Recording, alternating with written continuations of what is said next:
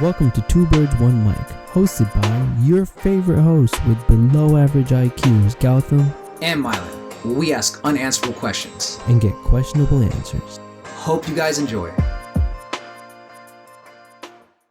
We were thinking about what we really wanted our podcast to entail, what we wanted the crux of our podcast to be. And as I've been growing up and I've been getting into more political conversations and philosophical conversations with my friends and strangers, for that fact, one thing I've noticed is people love to make it seem that the side that they resonate with is the only side that makes any logical sense, and the other side is just absolutely babbling some nonsense, And I feel like a huge change in the way I even view philosophy, thinking, is that it's never like that, ever, There's a few times where people may not actually be making logical sense, but a majority of the time, there's very valid points that the opposition has. And so, we were talking earlier, and I'm really excited to be able to discuss some of these really contentious topics and actually go through what are the thoughts on both sides.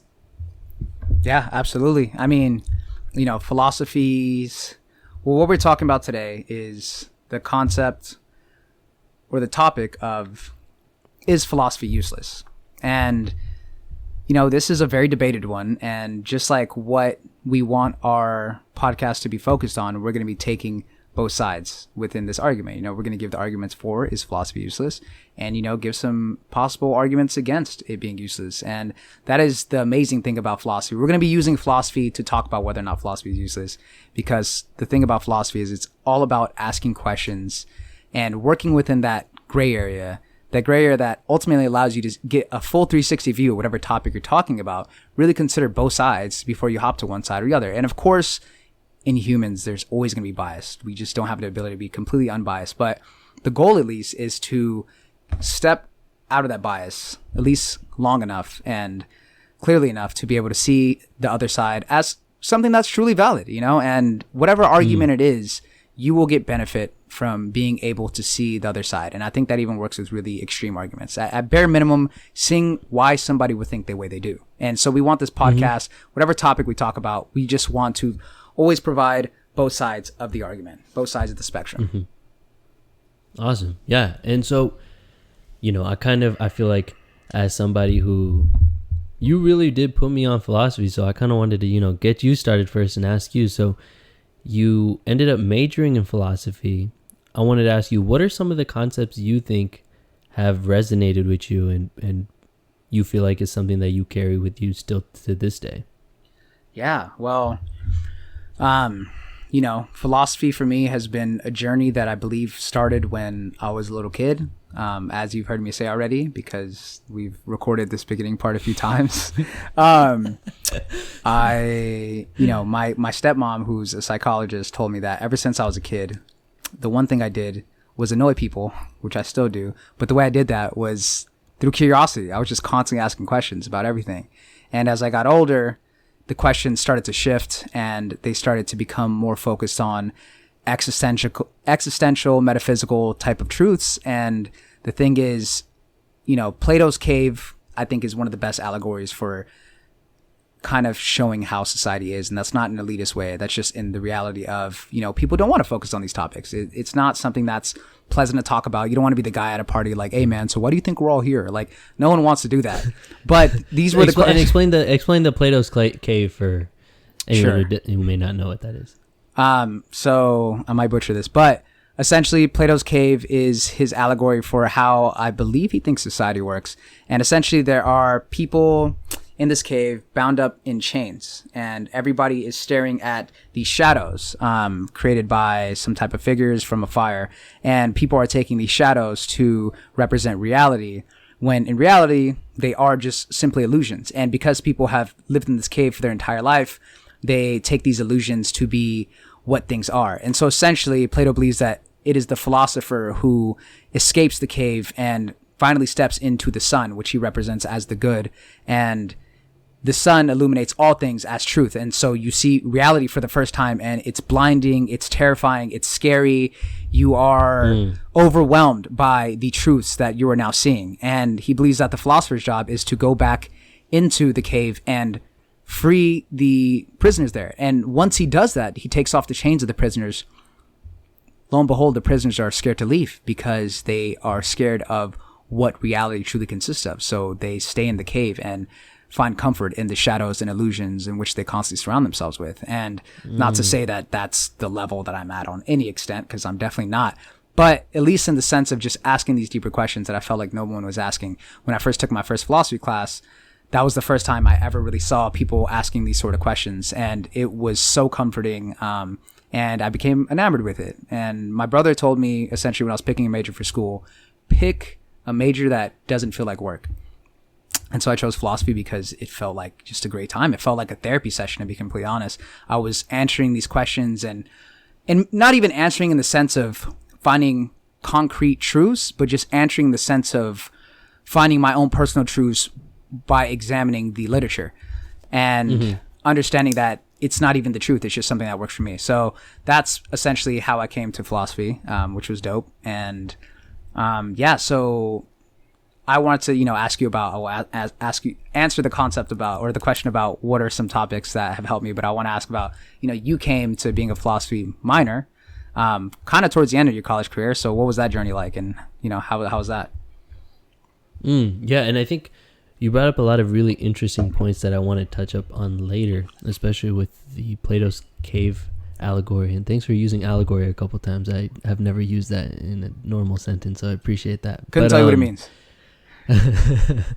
But I think I had a different approach to it. So I feel like I had never even really questioned anything to that extent growing up, like what are we actually doing? I feel like I was presented a certain direction and a path, and I feel like a lot of the people who I had seen around me followed that path as well. So like, happiness just meant being rich, owning your own company, being successful. And so it was a very straightforward path to get there.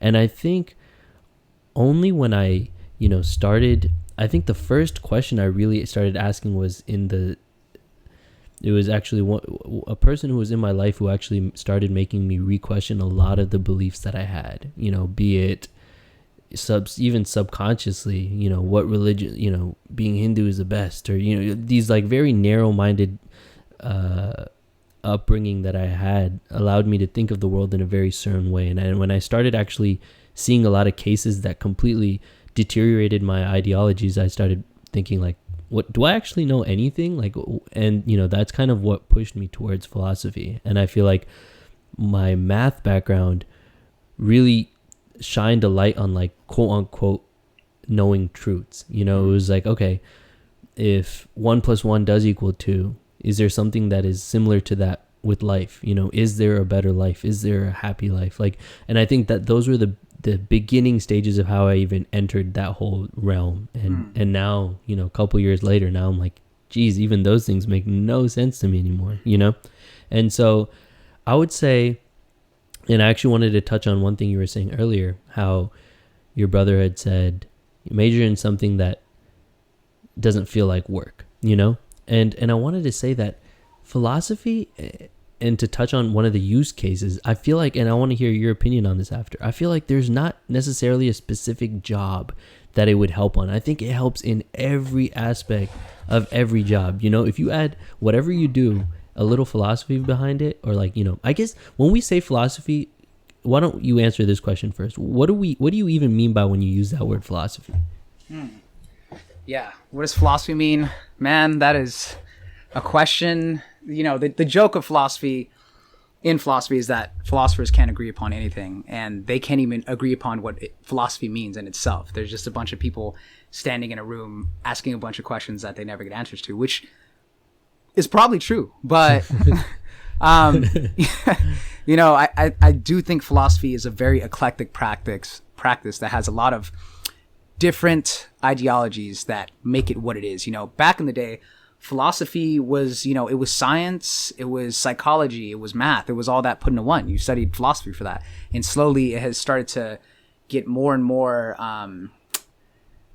It's starting to develop its own taste, I want to say, and its own thing. But it's really hard to say what it is. But for me, I would say philosophy is similar to science, an investigation into truth. And just like science, I don't know how successful it is in always getting there. But I think instead of using, the scientific method, what you use is the Socratic method. I think it has its own different methods. But I really do feel like in its definition, it means the love of wisdom. And I do believe that it is a practice of asking questions and investigating questions. Yeah, simply put. I don't have a better definition, but that's really it.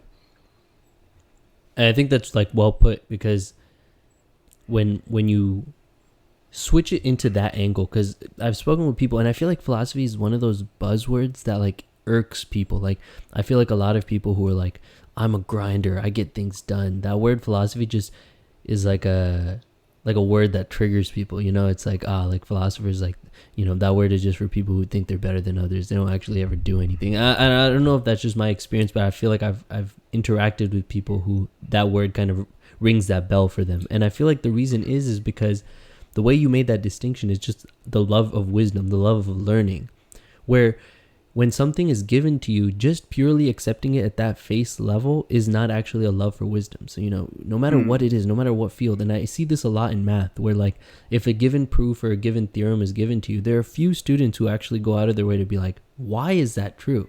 Right. Like, why do I just take that for granted? And that's where the philosophy is, right? It's just that questioning of like one extra step of why, instead of just ever taking something for granted. And I feel like that's useful everywhere. Right. Right. And, everyone has their own different styles in philosophy. For me, one of the issues that I had in philosophy was really it can become very useless in the sense of you're not applying it for yourself and you don't find it something to be applicable to your life. And as philosophy for me, as I got deeper and deeper in philosophy, I started getting more and more analytical with, philosophers like Hegel and Kant. Essentially for me, I started to become a lot more useless, but I really like older Greek philosophy. And there was a quote by Epicurus that I feel like sums up philosophy for me. And he said, empty is the argument of the philosopher who doesn't relieve the suffering of someone else. And that's the way I really view philosophy. It has a medicinal purpose, has a therapeutic purpose for me and in my life. And, that when philosophy can get very, when it can get too obscure and abstract in that sense, I suppose it can get kind of useless, to say the least. But it really is all about how you apply it. And if you do have a genuine love for learning and wisdom, I don't see how philosophy could ever steer you wrong. Valid, yeah. And so why don't we use that to kind of steer into the next direction, which would be like, would you say in your years of philosophy have been some topics that have resonated with you and stuck with you? Yeah. And so, I'll go after you. Yeah, I thought about this a lot, and there are just so many. And the first three that really came to mind were, the first one is the existentialist, Sartre's concept of bad faith. The second would be Nietzsche's idea of amor fati. And the third would just be a general overview of the Stoics. So to start off with Sartre's idea. Should we go back and forth? Yeah. Actually, I would be down with that. Okay, cool. Yeah. All cool. right. So I'll start off with Sartre's idea of bad faith. So to give you a quick rundown, Sartre was a French philosopher who was an existentialist. Existentialism, in its most reduced form, pretty much means that existence precedes essence, meaning that your existence comes before any type of purpose that you design. And this was a response to the sort of Judeo-Christian views of purpose being essence precedes existence, meaning that you come into this world with a purpose and that purpose is what guides your existence. But for Sartre, we're thrown into a world that is utterly meaningless. And that is probably the most terrifying thing for a human to realize. And, what he calls a response to realizing this complete radical freedom that we have is anguish. And so this idea for me was very in alignment with a truth that I felt, which was that we give meaning to things. Nothing inherently has meaning. And that is very powerful. It is a double-edged sword. It can be used really for a lot of good and can be used for a lot of bad as well. And essentially his concept of bad faith is a recognition that humans live inauthentically as a response to realizing that we are ultimately free. Realizing that everything you do is your responsibility. Everything that has happened in your life is your responsibility is probably one of the hardest things to realize as a human. And realizing that there is no such thing as meant to be. There's no such thing as this is what was supposed to happen, in Sartre's words. Realizing those things is the hardest thing that a human can do. So what we do is we try to we give up our freedom in the sense of allowing things like, oh, this was what was supposed to happen. This is what was meant to be, to rule our lives. And we do this because it's a lot easier to feel like there is a purpose. There is a reason why things happen. And he gives an example of this, of a waiter who is essentially very into his job. He is a little bit too passionate about, serving people. His voice speaks a little bit too convinced. And essentially he has confused his purpose with being a waiter. And he has resigned himself to be an object that is forgotten of the freedom that he has. And I believe that we pretty much give up our own values and our own intrinsic truths and freedoms to external pressures of society and the people around us. And we let those forces shape us into what we think we should and are supposed to be. And through doing that, we become objects. We become things that are no longer acting through our voluntary freedom. And he calls this facticity, which are external pressures that pretty much move us. And they're everywhere. And through realizing that one is free, one has the freedom to understand that no matter what situation you're in, you always have the freedom to choose. And he took this very extreme. Whether you are a slave, whether you are someone who is paralyzed, you always have a freedom to make a choice no matter what. And a lot of people just don't like this idea. I don't really like it, to be honest. But at the same time, it is really powerful because I never look at my life and say, it allows me to step out of resignation because I'm like, oh, this is just what was supposed to happen. If I'm in a low place, I'm like, oh, this is just what was meant to be. And I get to say, no, I get to decide what this means. And it allows me the freedom to pretty much use this as a tool to take the things in my life that I view as inherently negative or detrimental to my being and flip the script, choose for them to be something positive and understand that I am, living authentically by realizing that they are not inherently what I am told that they're supposed to be. And so, yeah, I that concept of bad faith is really something that has given me the freedom to recognize that there are these external pressures constantly trying to shape me into what I am supposed to be and constantly just kind of hitting this refresh button and trying to live the most authentic life as possible, taking responsibility for whatever I can, no matter how hard it is. And truly, giving myself the freedom to live like I spoke about earlier with Plato, taking off the chains and just really viewing reality as realistically as one can, I suppose. What about you? Interesting. Yeah, no, I'm still trying to, because there was parts of that where I was like, damn, that's so here, let me actually tell you what. Oh, one thing to add on that as well. Sorry, this was fire. I just completely remember this.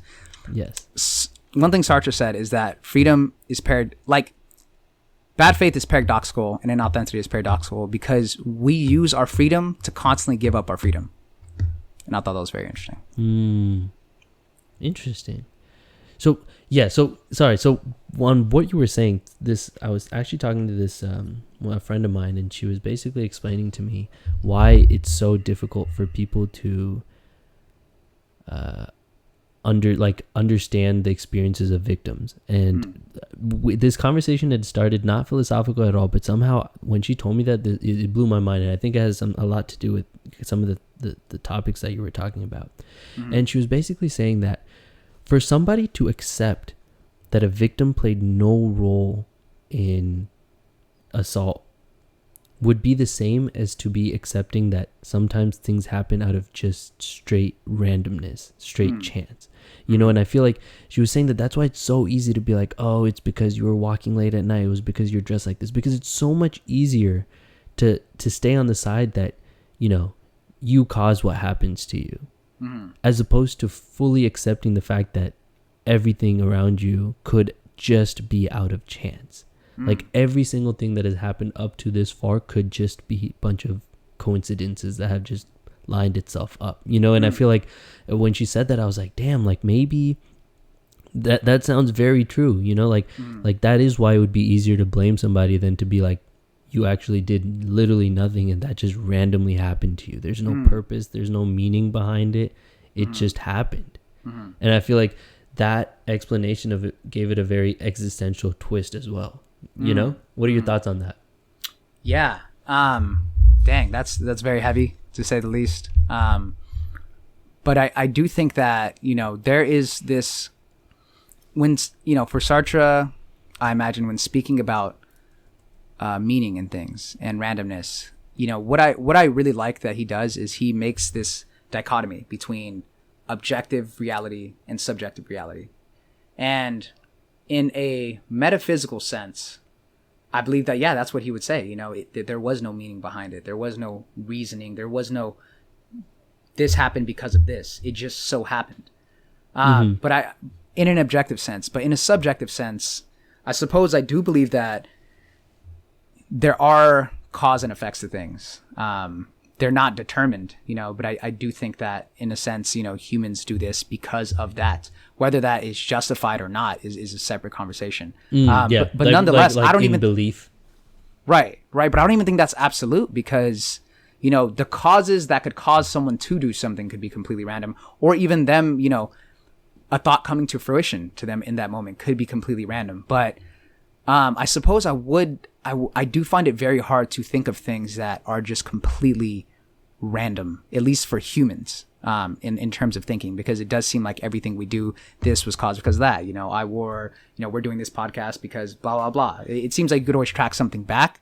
But I do think that holding that understanding that objectively things are random, you know, things are meaningless, within the subjectivity of humanness is a very powerful tool. I don't know if that kind of gives some definitely, and that's why it's funny because, you know, as we were talking about classes and concepts that have stuck with us, the final class I took in philosophy was existentialism. So you know just to add on to some of the things that you were saying, I think that class, graduating with that class, I think made it stick with me so much more. You know, it was literally during COVID. It was in the period of that whole quarantining and being at home, and it's just something about thinking, why do I, like, what does it even mean to be, like, you know, why am I here?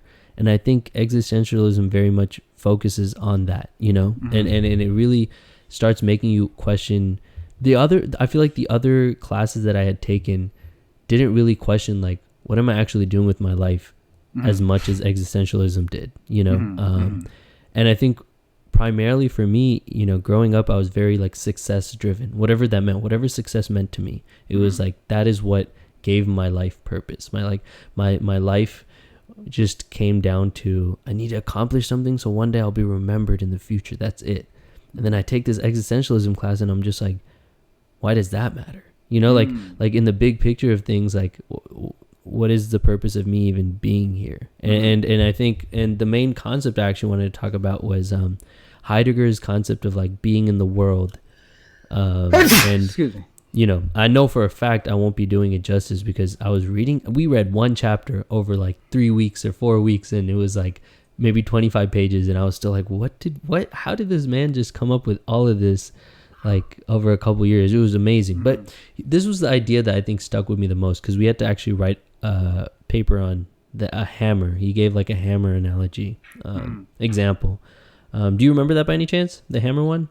I don't. No. Okay, so the idea was that the being of a hammer is experienced in two different ways. So one, and this, okay, so let me explain it first, and I'll tell you how, like, when I learned it, I was just shook.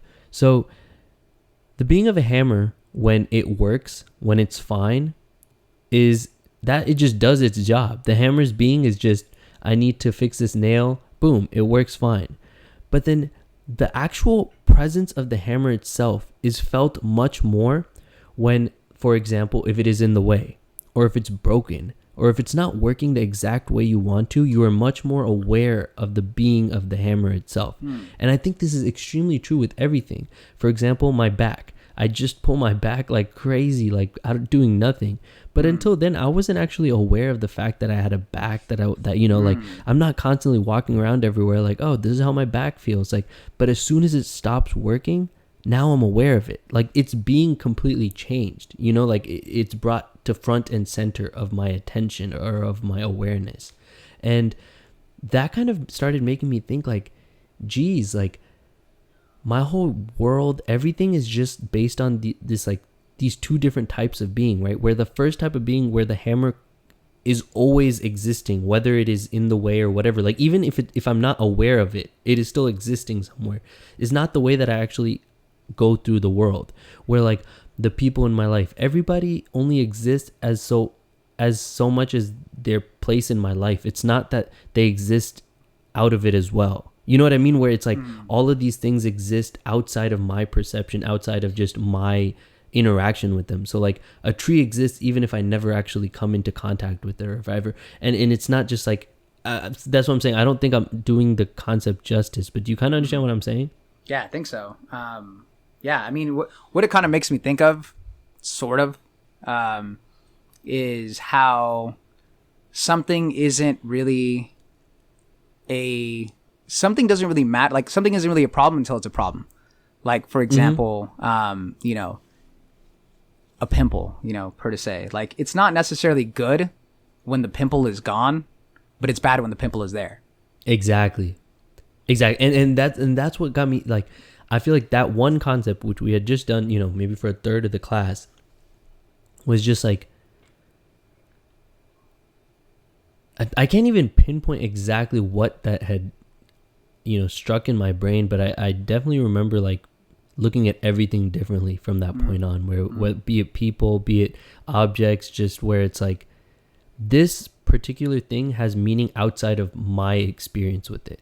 It's like it made me realize that I am not the center at which everything is being judged upon, where it's like my perception of something is only my perception of it, which is very little. And I think that's one I notice a lot with music now. And I really, when I talk to, this is something I've spent the last couple of months with younger people, and I've really noticed some trends. But it seems like, and this happened with me too, but in middle school, high school, people are just haters, man. Like, everybody just hates everything that comes across them. So a lot of the kids I meet now, when they have a certain distaste of music, it's not that they don't like that song, it's that song sucks. Like, the objective being of that song is just distasteful. That's what constitutes that. And I think coming back to these questions, it's like, just because I personally may not like a person or a song or a situation doesn't mean the situation itself, its being, its mean, whatever is that adjective I had described it. You know what I mean? Right. Which comes back to what you were saying earlier, where it's like there is a lot more control in how you like actually perceive things when especially when looked at it like that, where it's like, okay, this is just my interpretation of this situation or being. It's not necessarily what constitutes that thing itself. Exactly. You kind of realize the inner subjectivity of all your Everything. Perceptions, and how everything is mediated through that subjective perspective and that subjective lens, and that gives you a huge form of humility, because like you said, you recognize you don't have the be all end all view. You have a view that probably has like 0.000001 holistic view on what's actually going on.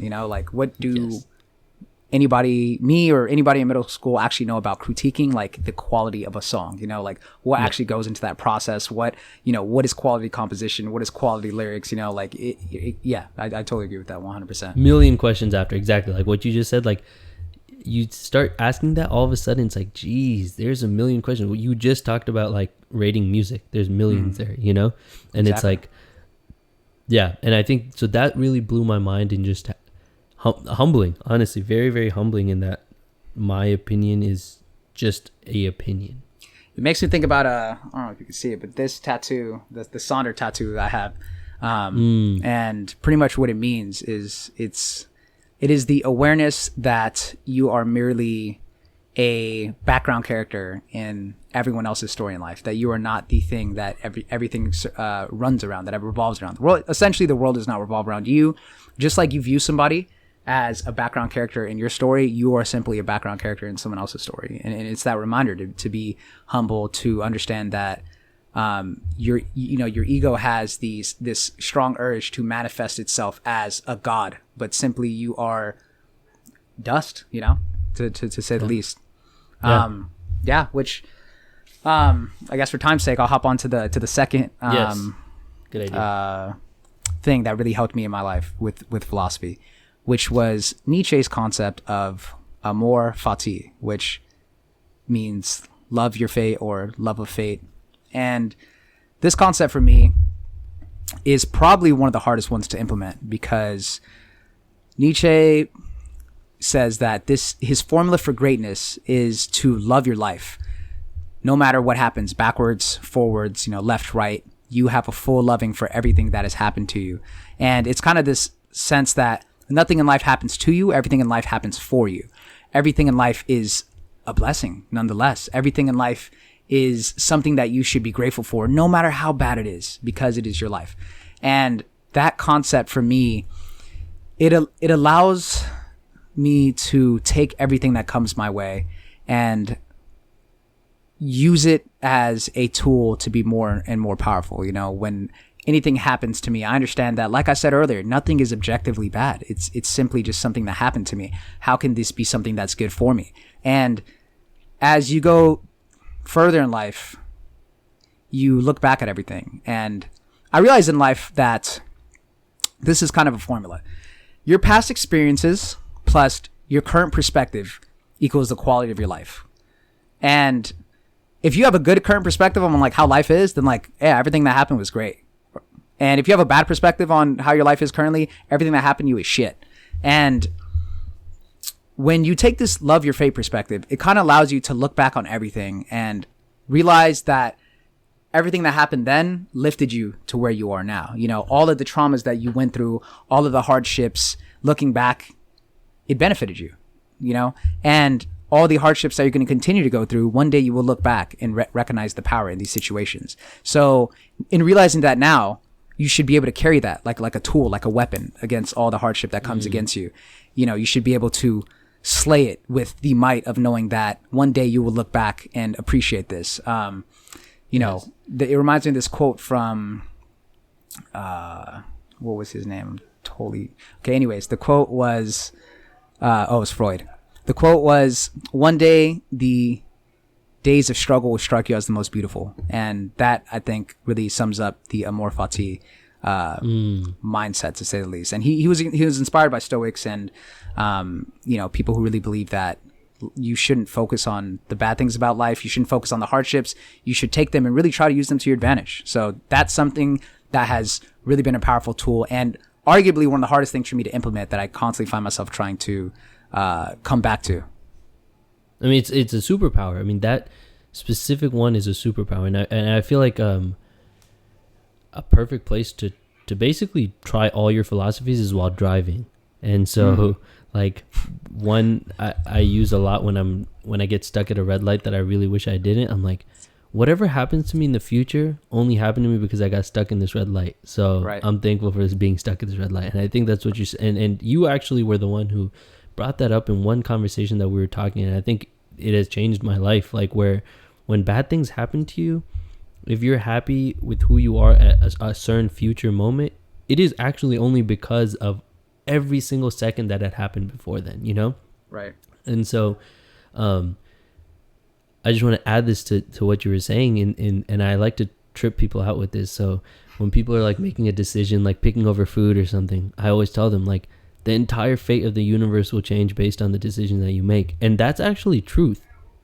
Like for every decision that you take, like And I think Rick and Morty does a great job of kind of explaining this, where it's like for every decision you make, you basically split the universe into two, where one would have been what would have happened if you took that other decision, and this is what you ended up doing. And every second is basically split up into these trees, where it's like you could have done something else, but you ended up listening to a podcast. You could have read a book, but even you could have put your left foot forward, but you put your right foot forward. It's like every second the possibilities are split more and more and more. So when you do make a decision, you really are changing the entire course of what happens after as well.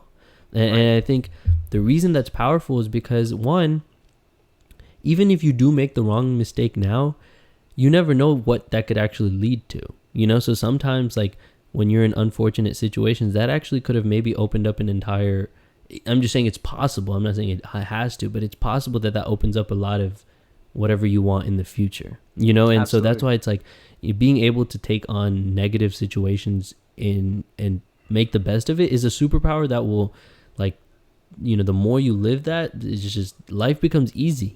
It becomes significantly more enjoyable if you can just take hits better, like life's hits better. Like, I think that's one of probably the best skills to possibly have. Oh yeah, I mean, and then you stumble upon the universe's secret, which is that there are no mistakes. There are no bad things necessarily. Yes. The question I have is, how many times in your life are you glad that something that you really hoped would happen didn't happen?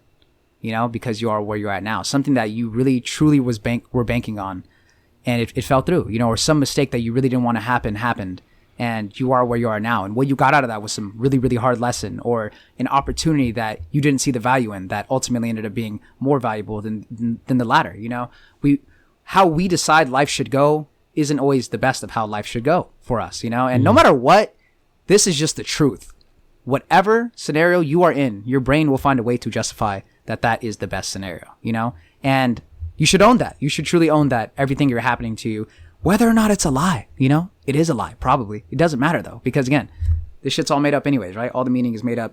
There's no objective reality. So you should probably tell yourself something that's going to help you out in the best way possible, which is understand that what happened to you is the best thing that could happen to you, and understanding at the same time, so you're not living in bad faith, that isn't the truth, but nonetheless, it is powerful.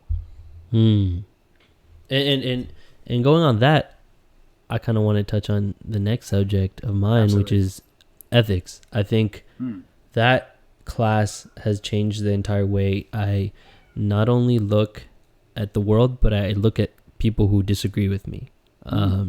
So this is the first thing I honestly went to that class maybe 10 times, and the first day I walked into that class, my life already significantly changed. So I'm basically sitting and he's talking about, he's giving us a rough overview of, okay, this is what we're going to be covering in this class. And he talks about consequentialism and deontology, and a really quick basic rundown. And again, I wish I was a better explainer, but I'm going to do my best. But to my understanding, consequentialism is basically a wide overview of all the ethical, what's the word I'm looking for? Stances that hold that the outcome itself is the primary thing to judge a decision based on, to judge a decision. So let's say I take action. I have the options between action A, B, and C. The best way to actually value them is based on what is the outcome that will happen whether I take A, B, and C. And deontology basically takes the opposite view. It says that the actual consequence or the outcome itself doesn't matter. It's just based on what is the moral implication of the action you take itself. And the reason this blew my mind was because he connected this to the gun control issue. So he said that people who typically say we should ban guns are basically on the consequentialist side, where they're basically making their entire argument on the fact that, hey, if we ban guns, we can significantly improve and decrease the number of deaths that are actually gun related. Therefore, the outcome itself is what is primarily valued.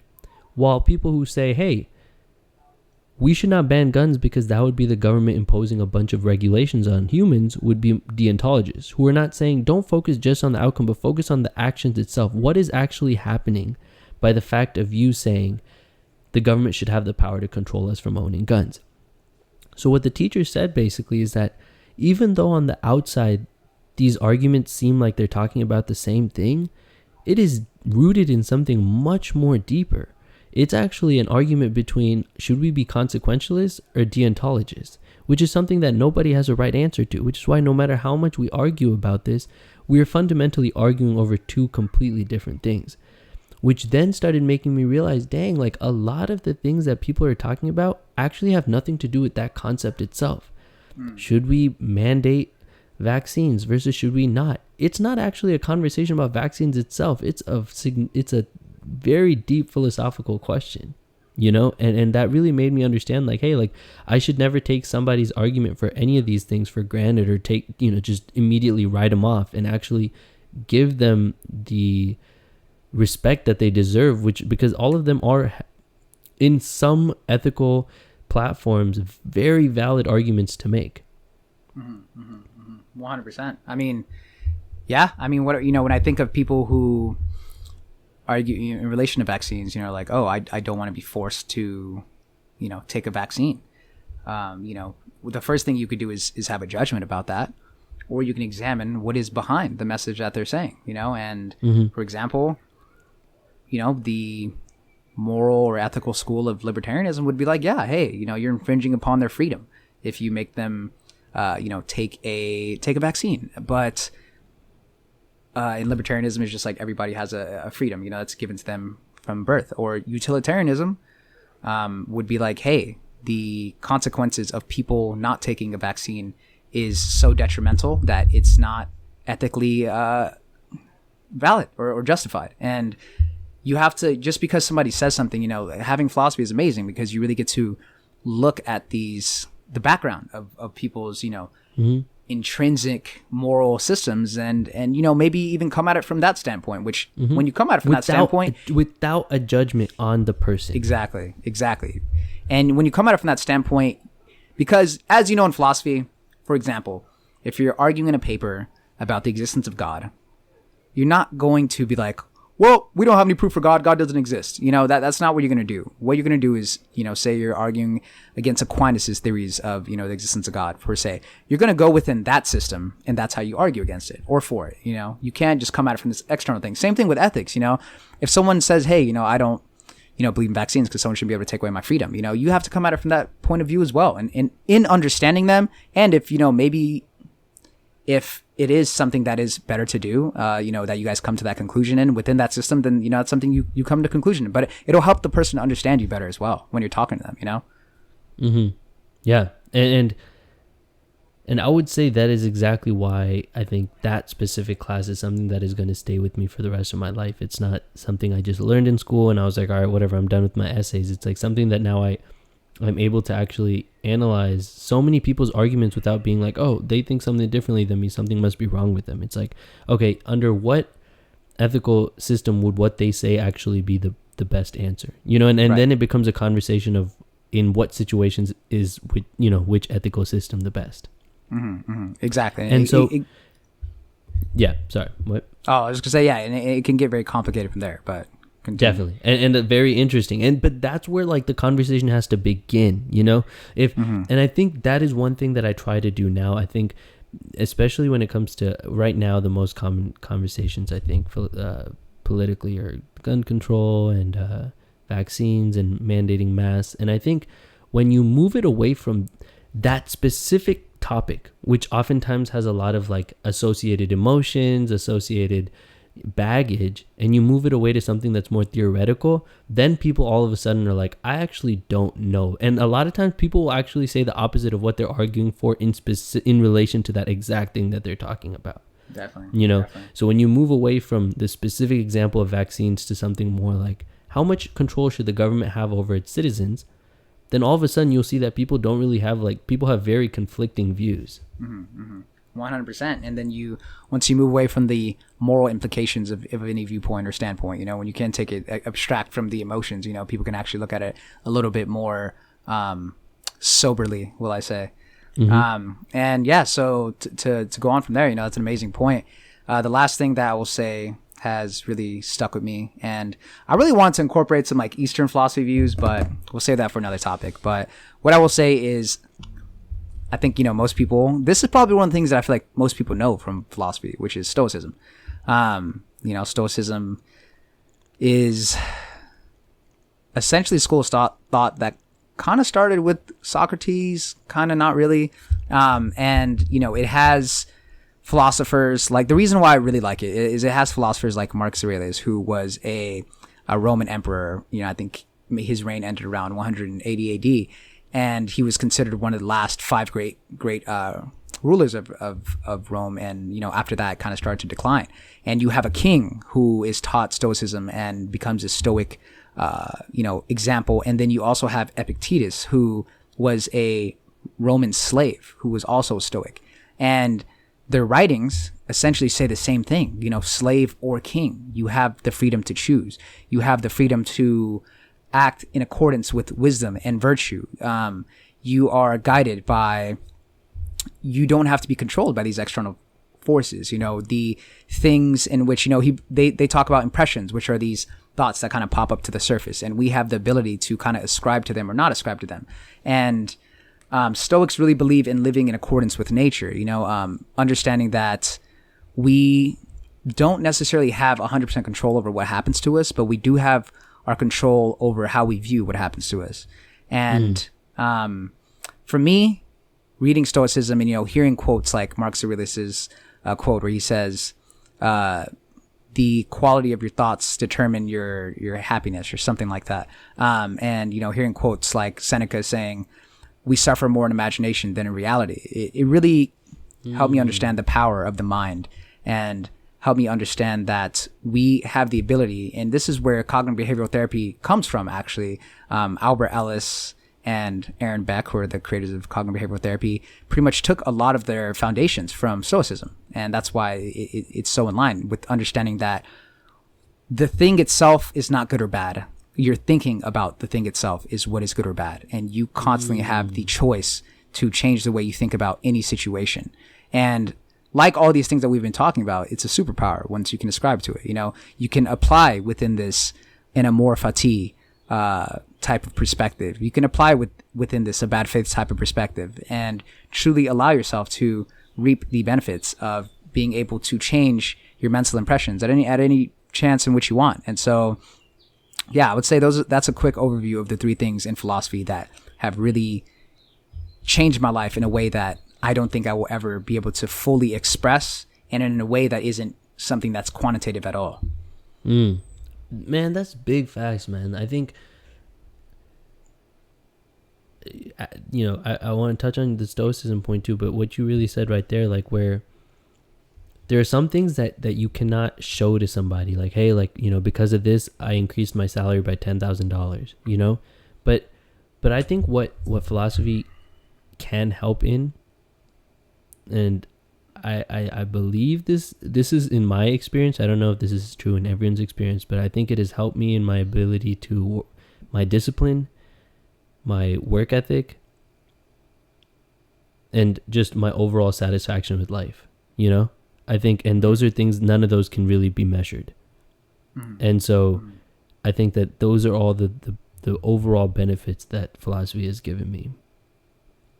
It's fire, man. Absolutely. And it's one of those things that, I think will always be beneficial, and something that I hope never leaves me. There's a quote from the Black existentialist, probably the only one. His name is, why am I butchering names right now? Anyways, he has this quote. Frantz Fanon? Frantz Fanon, thank you. And at the end of his book, Black Skin, White Mass, he has this quote where he says, "Oh, my body, please always make me a man who questions." And that's something that I hold true to myself. Whatever situation I'm in, whatever I'm doing, I just hope I always question it before I judge it, before I make decisions about it. I hope I can always look at everything in a philosophical point of view. But I guess to hop on the other side quickly, and I guess this is because I was just gonna say, I was like, yes, yeah, and this also just I suppose shows the lack of ability to be fully biased within individuals. Clearly, we think philosophy is useful, but nonetheless, there are arguments on the other side. Yes. So yeah, if you want to highlight any of those, I know you have a lot of experience with being around friends who grew up in situations where things are very quantitative, things are very, how much money are you making, and so from that perspective, how have you seen people's understanding of philosophy be useless, or how have you felt it being useless in your life? So I think this is what I can say, and I think this is something that is valuable advice that I had gotten. No matter how quote unquote deep I think my thoughts are, whatever that means, or I think like I'm thoughtful, I feel like there are certain things in life that precede that. And I could be wrong about this, but I think habits like, are you able to wake up at a good time, early time in the morning? Are you able to eat consistently and make sure that you're cooking on top? Like, do you fold your clothes? Do you make your bed? Things that are just, I think those things can precede philosophy, and it could also be that philosophy is what helps you get there. Like maybe you don't have any of those things together, but you're like, what is the point of life? And you realize the only point of life is to make sure you make your bed every day, to have routine, to have discipline. And that's the only point. And then that's how you get to that point.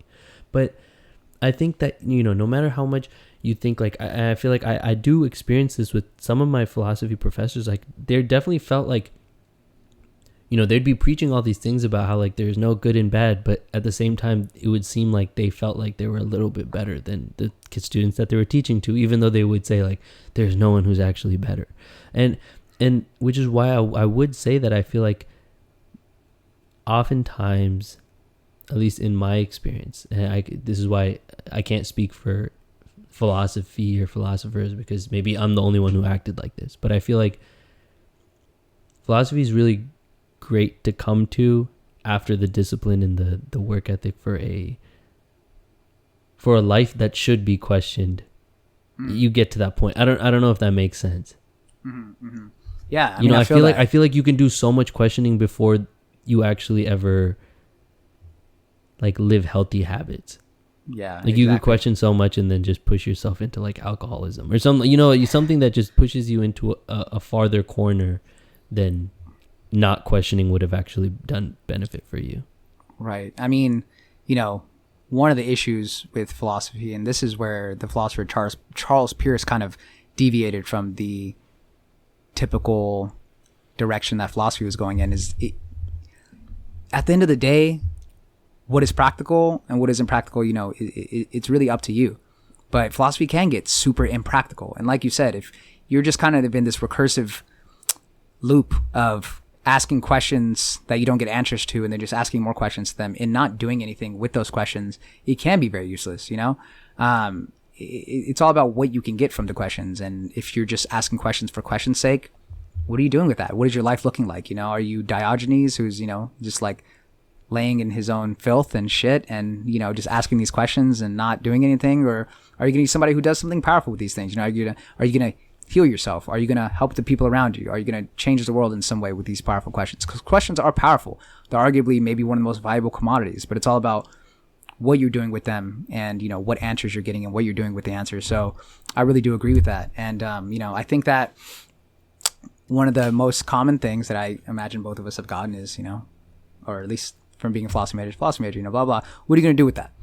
And, the thing that I always say to that is change my life and change the life of others. That's really what I'm going to do with that. And as vague as that sounds, I'm not sure if it's meant to be anything anybody else is supposed to understand.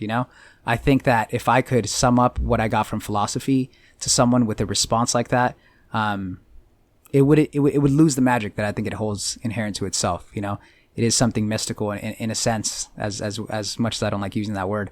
And its value truly is beyond anything I can truly capture. And that's not to say only philosophy is that. I think a lot of things have that as well. But philosophy does get this bad rep for being something completely useless. And to say the least, it's like, what if you're not going to, in a practical sense, are you going to teach with philosophy, or are you going to go into law? If you're not going to do any of those things, what does it do for you? But like we were talking about from the beginning, it is this tool that no matter what you're doing, it adds value to. I'm doing research right now, and I'm trying to become a clinical psychologist. And what it's allowed me to do from that is ask questions. That's literally what science is about. And analyze the questions with scrutiny. These are things that lead to life-changing breakthroughs, like a mRNA vaccine that came out in a year, people asking these questions and trying things out, So in that sense, it can be very useless if you just don't pull the use out of it. And in a sense of a practical, if your goal is to like graduate college and make money directly out of it, philosophy probably isn't the thing to do, and I can 100% recognize that. Like the broke philosopher, is it a trope? I don't know, but to some degree, it is very true. Yeah. And yeah, definitely. And I think, yeah, because that's why there's some things in, I mean, it's just there's some things in life that just that do not equate to money, but it really makes you question, like, what is the purpose even? Is my value just how much money do I bring to the table, or is there something more? And I think philosophy is excellent for parents. I think one thing I've been spending a lot of time with children recently, one thing I really noticed, man, philosophy really helps with that. Like asking, why should I make sure that my kid doesn't do this? Why should I make sure that I give my kids, if I have a girl, why should I make sure I give her pink stuff? Like even just questioning those things, like why am I actually doing that, can really help to a much more open-minded parenting style. And I think that's a great place it helps. But I do want to also, say a little more that I feel like is a negative. I want to add on to that point really quick as well, which is sorry. Kids are the best philosophers. Like that's just a fact. Kids be asking the craziest questions, the deepest questions, and parents don't know the answers. So they're just like, don't talk back to me. Yeah. So I just want to add that kids are crazy philosophers in a sense. And that's why I do agree that that can add a lot of value. They ask great questions. Yeah. And I was going to say, I think that's what I think other people say is the problem with philosophy. And the next one I'm going to say is I think what it could potentially be a problem. It might not be a problem, but is that under a lot of philosophical context, suicide is a great option. And that could be a problem, that could not be a problem based on how you look at it. But even in our existentialism class, our teacher specifically said, hey, because it's COVID and quarantine, we're not going to cover suicide because I don't want to give anyone ideas. But that, I guess, used to be part of the curriculum. And a lot of philosophers have thought about it, talked about it. And when you start asking, like, hey, life is meaningless, what's the purpose? It's a valid question to ask. Like, why not? And I think it's a dangerous path.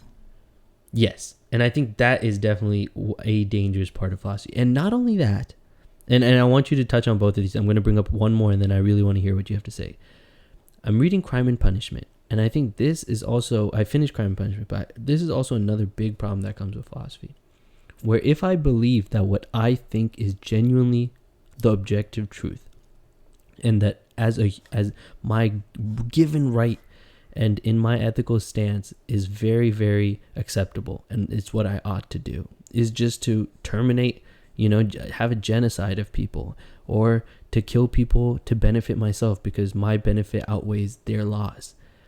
It basically, you can justify any action of yours if you, which is dangerous as well, because you can't, in Crime and Punishment, what happens is the guy feels justified in killing somebody.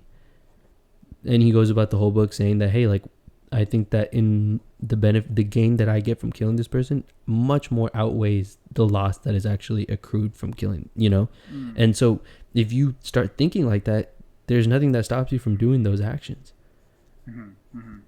And so I would say those two trains of thoughts can very strongly come from philosophy, and want to hear a little bit what you have to say about that. Yeah, I mean, I very much agree.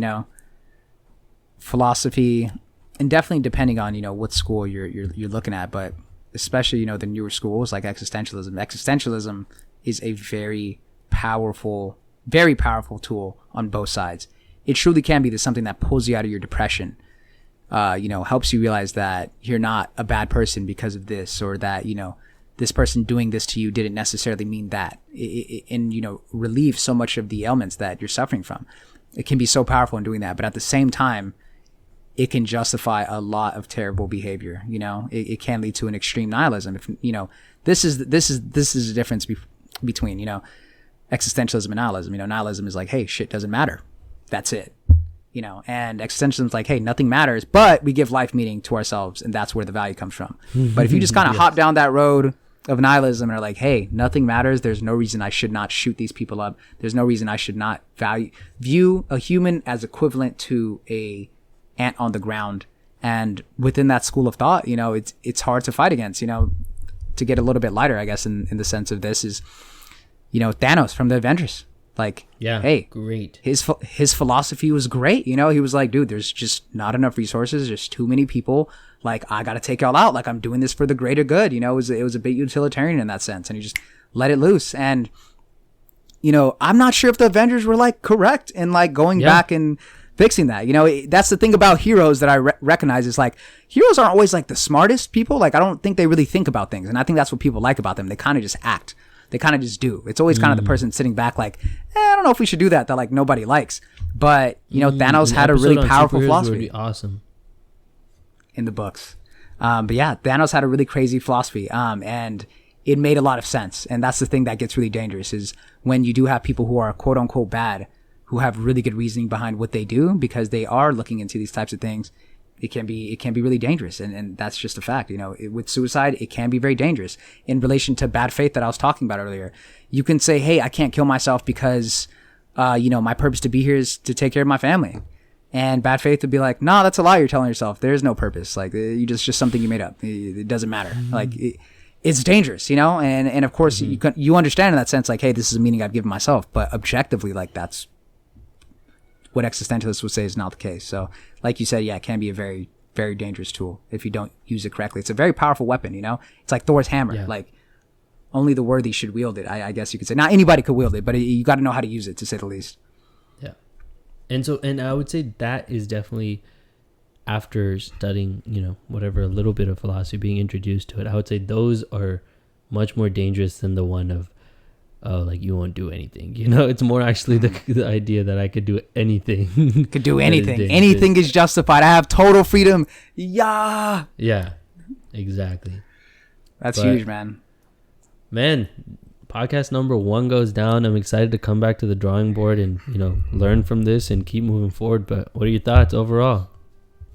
Man, you know, the beginning of this was a very messy experience. You know, we're going to change our formats and, you know, this is not the final format we're going to have. Honestly, I'm just using my phone to record right now because I had so many problems with my camera, but we're going to be changing formats for a while and, you know, figuring out what works best. And so, yeah, if you rock with it, you rock with it. If you don't, totally understandable. And, you know, appreciate everyone for tuning in and hopefully get some value out of this, but not objective value, only subjective value because there's no objective value. And yeah, no, this was a lot of fun, man. And, you know, I'm really excited for future episodes that we're going to have. Hell yeah, man. Well, we'll catch y'all. Thank you all for listening. We'll catch you guys next time.